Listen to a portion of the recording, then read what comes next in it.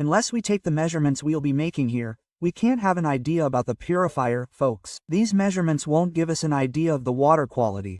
They'll only give us an idea of the amount or quantity of conductive substances in the water. To perform advanced water analyses, the water needs to be analyzed in advanced laboratories. It's impossible to determine pH values with this device. First, I measured the TDS value of water that passed through 6-month-old filters. It came out at 136.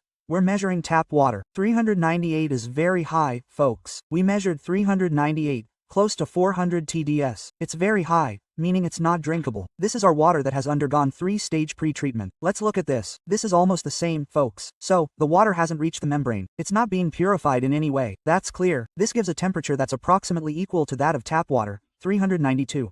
Let's reconnect the hose coming from the pre-filters. Then, we'll test our single membrane. I've disabled one of the membranes. I'll need to get a value from there before I go to the mineral filters.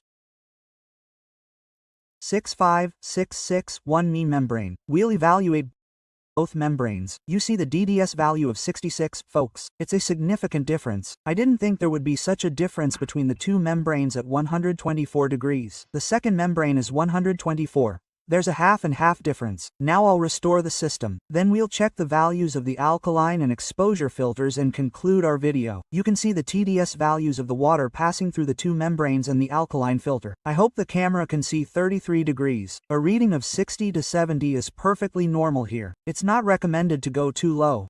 The water we drink should also contain some minerals. Drinking water that's close to pure isn't a good idea, folks. Our water's TDS value is 46. Now, let's write this down, and let's not forget it went from 33 to 46. This means, mineral filters slightly increase the TDS value of the water, and I'm going to make one of the most critical measurements I've ever taken. I don't know if this is a high measurement, but we'll be measuring our wastewater. We'll check the TDS values of our water that should be going to the sewer system from the FR. The water entering the network at 300 degrees Celsius has reached a TDS of 568 when we dumped it into the sewer system. I don't know how that happens. I think the 300 degrees there is because it's bringing together impurities. I don't know why. I'd say it's made a difference by half, folks.